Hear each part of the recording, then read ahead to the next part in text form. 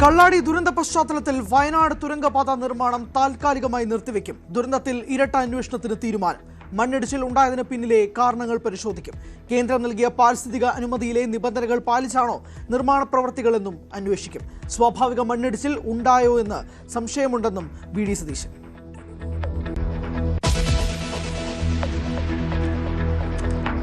മുഖ്യമന്ത്രി അല്പസമയത്തിനകം വയനാട് കള്ളാടി സന്ദർശിക്കും. മണ്ണിടിച്ചിലിൽ കാണാതായ 5 പേർക്കായി തെരച്ചിൽ തുടരുന്നു. തെരച്ചിലിന് തടസ്സമായി കനത്ത മഴ. ദുരന്തത്തിൽ മരിച്ചവരുടെ മൃതദേഹം വിമാനത്തിൽ നാട്ടിലെത്തിക്കും. ആശ്രിതർക്ക് 5 ലക്ഷം രൂപ ധനസഹായം.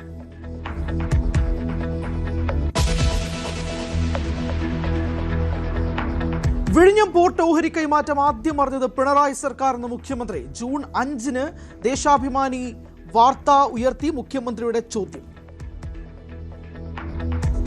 ജൂൺ 5-ാം തീയതി 2026 ദേശാഭിമാനി പത്രം വിഴിഞ്ഞത്ത് വരും MSC ടെർമിനൽ. ഓഹരി വാങ്ങാനുള്ള ചർച്ച വേഗത്തിലാക്കി. ഇതെങ്ങനെ വന്നു ഈ വാർത്ത? എവിടെ നിന്ന് കിട്ടി ഈ സോഴ്സ്? ദേശാഭിമാനി പത്രത്തിൽ എവിടെ നിന്നാണ് ഈ സോഴ്സ് കിട്ടിയത്? കേരള താൽപര്യം ബലി കഴിച്ച് ഒരു തീരുമാനവും എടുക്കില്ലെന്നും മുഖ്യമന്ത്രി. PSCയിലെ ക്രമക്കേടുകൾ IG അജിതാ ബീഗം അന്വേഷിക്കും.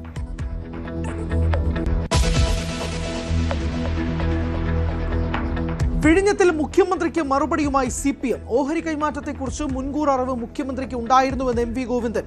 മംഗലാപുരം സന്ദർശനം ഇതിനു വേണ്ടി കൂടിയാണ്.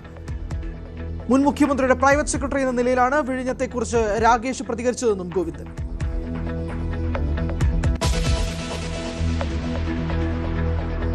കശുവണ്ടി അഴിമതി കേസിൽ സർക്കാരിന് ഹൈക്കോടതിയുടെ രൂക്ഷ വിമർശനം. പ്രതികളെ സഹായിക്കാൻ സർക്കാർ ശ്രമിച്ചെന്ന ഹൈക്കോടതി. മുൻ സർക്കാരിനേക്കാൾ മോശം നിലപാടെന്നും വിമർശനം.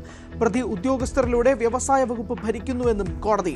വിവാദ ഉത്തരവിറക്കിയ വ്യവസായ വകുപ്പ് സെക്രട്ടറിക്കെതിരെ കോടതിയലക്ഷ്യ നടപടി.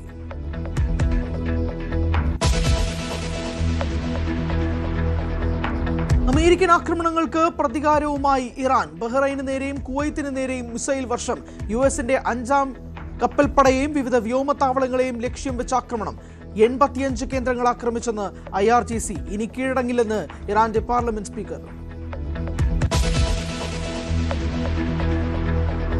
വീണ വിജയന്റെ പിണറായിയിലെ ഭൂമി പരിശോധിച്ച് ED. 80 സെന്റ് ഭൂമി പരിശോധിച്ചത് വില്ലേജ് ഓഫീസറുടെ സഹായത്തോടെ. പിണറായിയുടെ വീടിന് സമീപത്തുള്ള ഭൂമിയും പരിശോധിച്ചു. നികുതി രേഖകൾ ED ഉദ്യോഗസ്ഥർ കൊണ്ടുപോയി. ഓണം ബമ്പറിന്റെ സമ്മാന ഘടനയിൽ മാറ്റം. 30 കോടി ഇനി 1-ാം സമ്മാനം. 2-ാം സമ്മാനമായിരുന്ന 1 കോടി തുടരും. 50 ലക്ഷമായിരുന്ന 3-ാം സമ്മാനം 25 ലക്ഷമാക്കി. ടിക്കറ്റ് വില 500 തന്നെ തുടരും.